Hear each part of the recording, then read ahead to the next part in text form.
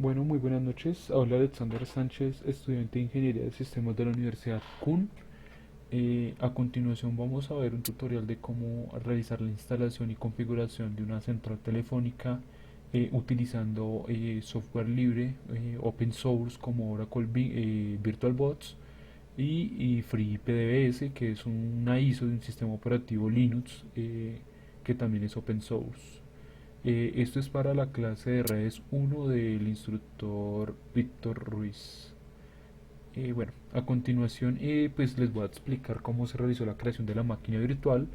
En este caso vamos a crear un cascarón, dado que ya actualmente tengo la máquina virtual donde está corriendo mi central telefónica y ya se encuentra como tal funcionando.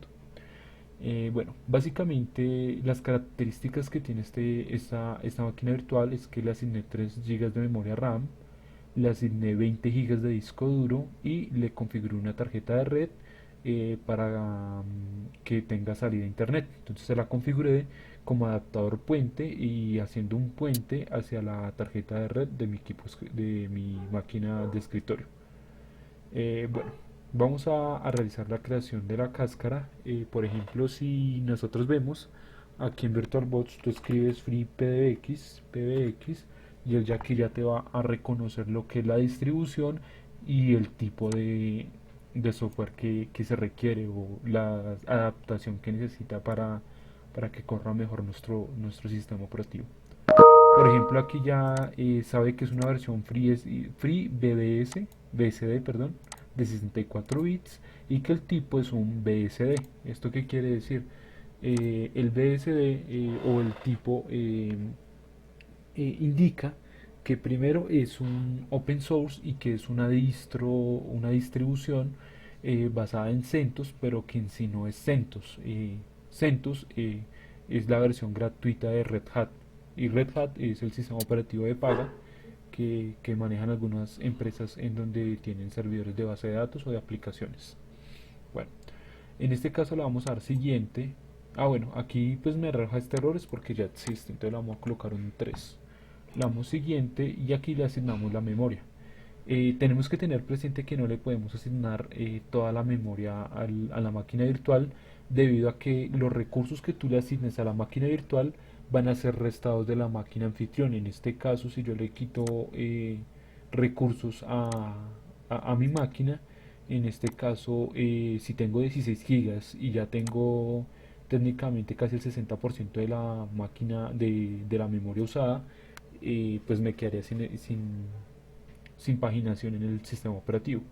Entonces hay que tener mucho cuidado con esto. En este caso, en el primer laboratorio, yo le asigné 3 gigas, pero pues no son totalmente necesarias.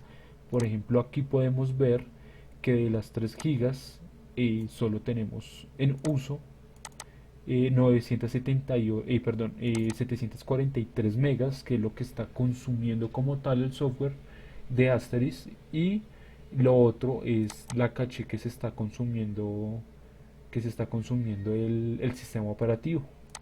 Entonces, básicamente es eso. Aquí podemos ver que yo ya tengo como tal instalado y configurada mi central.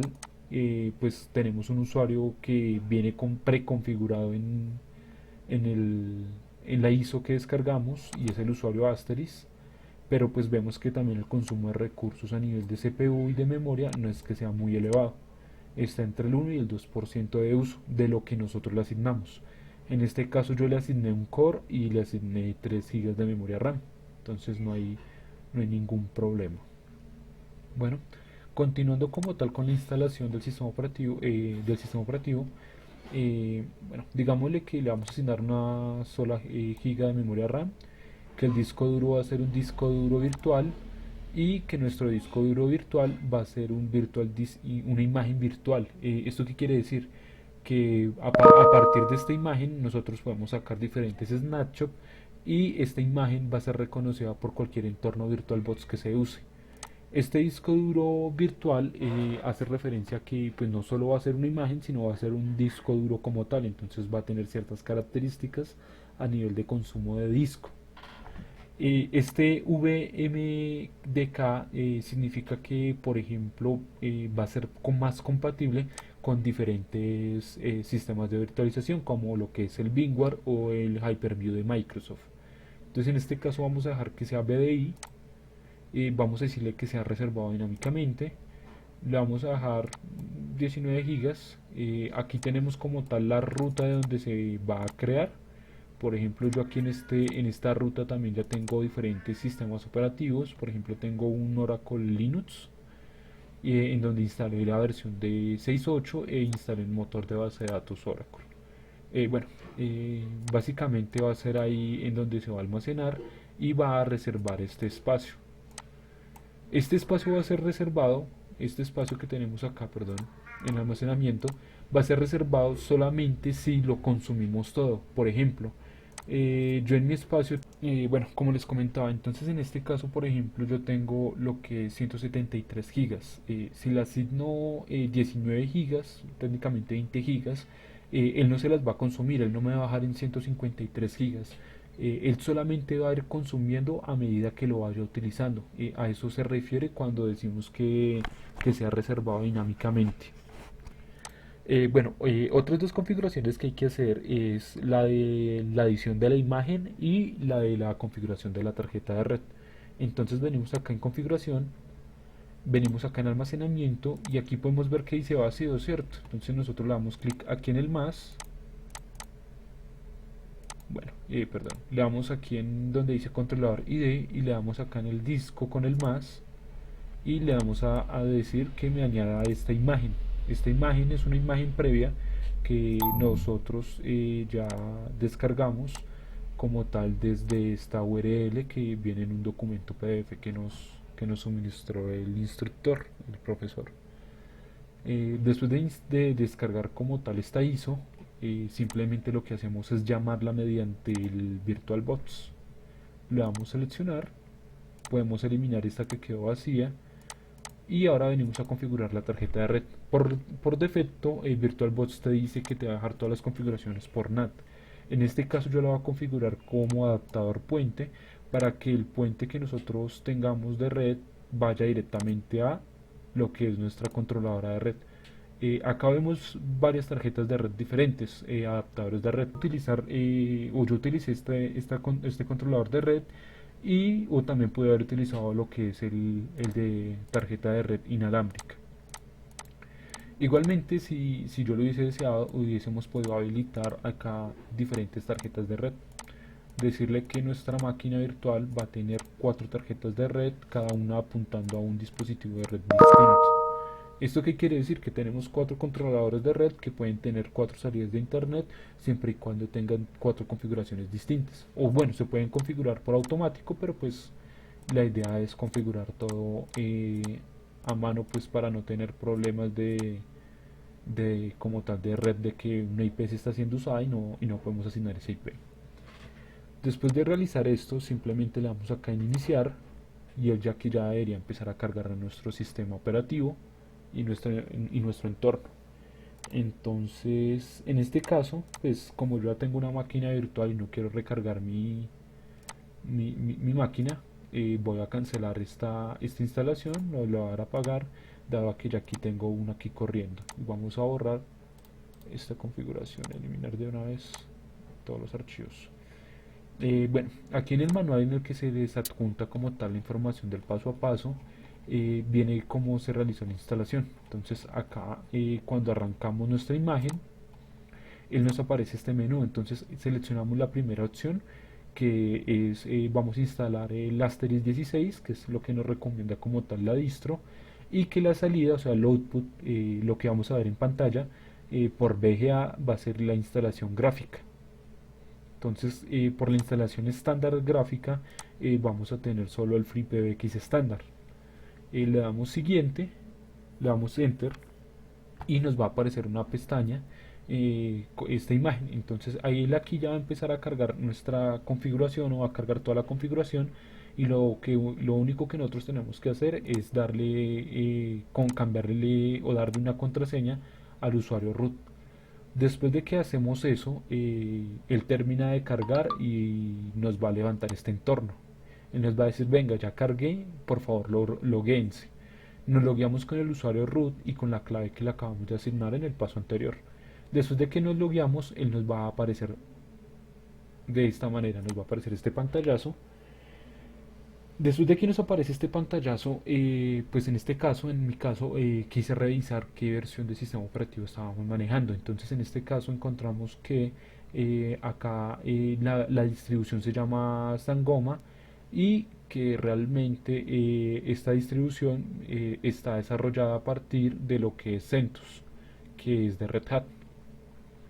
También validé que tuviéramos salida a internet por la tarjeta, por el adaptador puente que le generé.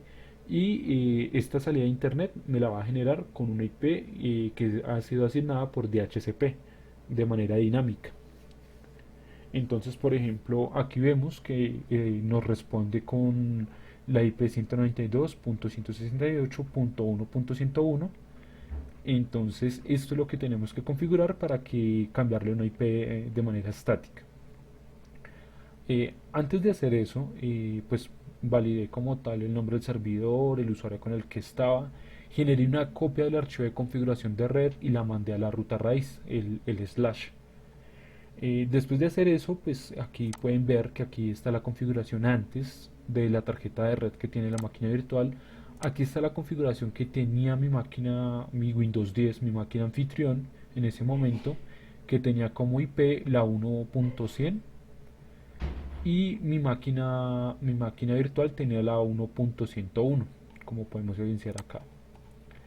Después de realizar esto, pues ya entramos a editar el archivo que se describe acá en el documento y le dije, venga, el boot proto no va a ser DHCP como está acá arriba, sino va a ser estático. Tan pronto le cambiamos esto a estático, le tenemos que colocar un IPADDR que sería la IP, el prefix que sería la máscara de su red y el gateway que sería nuestra puerta de enlace para validar que pues, se tenga una salida a internet. Después de realizar o agregar esta información, reiniciamos la tarjeta de red. eh, al reiniciar, tan pronto nos dice que todo está ok.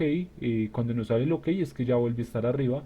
Hacemos nuevamente nuestra prueba de que tenemos salida de internet. En este caso, si tenemos salida de internet. Y ahora con la IP que nosotros asignamos, que es la 114, ingresamos al navegador. Tan pronto ingresamos al navegador SIP, él nos va a cargar nuestro servicio de nuestra interfaz gráfica del FreeSDB, perdón, del FreePBX. Eh, Él nos va a pedir inicialmente que creemos un usuario y una contraseña. Es muy importante que guardemos esta información, dado que con esta información es con la que nosotros vamos a entrar y vamos a administrar todo lo que tenga que ver con nuestra central telefónica. En este caso, pues yo coloqué el usuario admin con una clave básica que sería admin con A mayúscula 1234 y le di en Setup System. Tan pronto tú le das aquí en Setup System, él te va a cargar una configuración que va a ser la configuración del firewall. Esta configuración yo no la tomé o no la dejé terminar adecuadamente porque pues realmente no, pues como es una prueba, ¿cierto? Y realmente no quiero que me llegue a bloquear algún tipo de puerto o me vaya a inhabilitar un rango de IPs, entonces por eso no dejé que continuara el firewall. Bueno, después de esa configuración nos va a aparecer esta pestañita en donde nosotros vamos a darle aquí en donde dice Free PBX Administration, el muñequito con las gafitas. Cuando nos aparezca ahí vamos a encontrar esta imagen o esta pantalla que tenemos aquí en esta esquina. Bueno, ingresemos a ver 192.168.1.114. Esperamos a que nos cargue. Listo, perfecto. Aquí ya vemos toda la configuración que tiene que ver correspondiente al la PBX. Por ejemplo, aquí vemos el estado de la red. Se presentó un pico de consumo. Acá, por ejemplo, vemos lo que es los promedios de carga de red. Y aquí vemos como tal que la configuración de mi firewall configuration no lo dejé terminar. Aquí vemos que tenemos MySQL, que es como para la base de datos, el servidor web, que me imagino que será una parche. Pero bueno, básicamente ya teniendo o ya pudiendo acceder acá a esta interfaz, entramos acá en aplicaciones y le damos acá en extensiones. En este caso ya encontramos todas estas extensiones creadas, entonces borremos esta y la volvemos a crear. Listo. Para crear una nueva extensión le damos aquí en Add Extension y vamos a utilizar la cuarta opción, que sería Add New SIP. Entonces esperamos a que nos cargue, le decimos que va a ser la 288, va a tener un display name, bueno, 289, perdón, porque la 88 ya la había usado y todavía no he aplicado los cambios. Y va a ser la CUN2, el nombre que nos va a aparecer. La clave secreta, la clave que nos pide aquí, es muy importante que la tengamos presente. ¿Por qué? Porque esta clave nos la va a pedir tan pronto nosotros vayamos a configurar el teléfono o el software. Ya les comento cómo se hace o en qué parte les pide eso. Aquí también le cambiamos le ponemos la misma clave, que sería admin 1234, algo básico pues para que nos recordemos de la clave. En este caso pues no, como no que hemos creado como tal un usuario a nivel de sistema operativo, ni hemos creado un grupo, vamos a dejar que toda esta información nos la cree en el grupo y en el usuario por defecto del, del, del PBX. Aquí en avanzado le cambiamos este RFC por auto. Aquí en esta parte de avanzado encontramos varias opciones interesantes que pues aún no he podido ir a detalle, y es como el tema de los mensajes de voz. ¿Qué pasa si no te contestan? Puedes dejar un mensaje de voz o puedes dejar una contestadora automática. Toda esta configuración tú la puedes realizar desde acá. De hecho también puedes hacer que cada llamada, cada mensaje de voz o cada registro o llamada que se haga quede guardado y se almacene en una base de datos. Entonces le vamos a dar acá en Submit. Aquí nos está diciendo que no le puede dar Submit, o no le puede dar Submit porque aparentemente tenía un campo en blanco, pero al parecer ya lo tomó. Bueno, entonces aquí para que nos tome como tal la información o la configuración de nuestra nueva PBX, de nuestra nueva extensión, perdón, le tenemos que dar aquí en Apply Config. Entonces tan pronto le damos aquí en Apply Config, él va a recargar nuevamente nuestros servicios. Entonces esperamos a que termine el cargue. Listo, tan pronto nos termina el cargue, ya que ya este usuario nosotros podríamos marcarle. Por ejemplo, marcar acá la 289.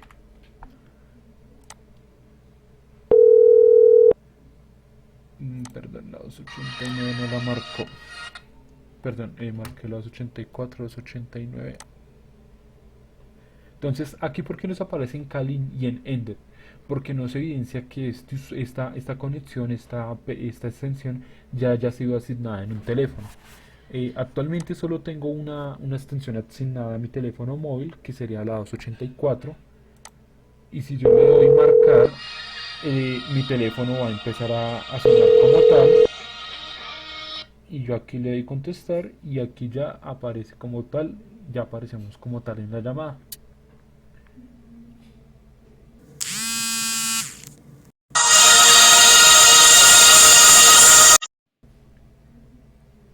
Básicamente, bueno, esta configuración yo la hice por el programa de Zoiper 5, que descargué de la siguiente URL. De aquí la descargué para Windows, también está para Android, entonces descargué la versión de Windows para marcar desde mi equipo a mi celular Android. Bueno, básicamente aquí ya colgué la llamada desde el equipo, desde el teléfono, y aquí ya quedó finalizada la llamada. Bueno, como les comentaba, ustedes cada vez que se van a loguear o cada vez que van a marcar o van a asignar una extensión, ustedes tienen que colocar esta información. Por ejemplo, la extensión o el nombre de la extensión, arroba la IP de nuestro servidor de PBX. Y asociado a esto ustedes tienen que colocar la clave que ustedes crearon en este paso. Básicamente así sería la configuración de nuestra telefonía de voz IP desde una máquina virtual de open source. Muchas gracias, que tengan una buena noche.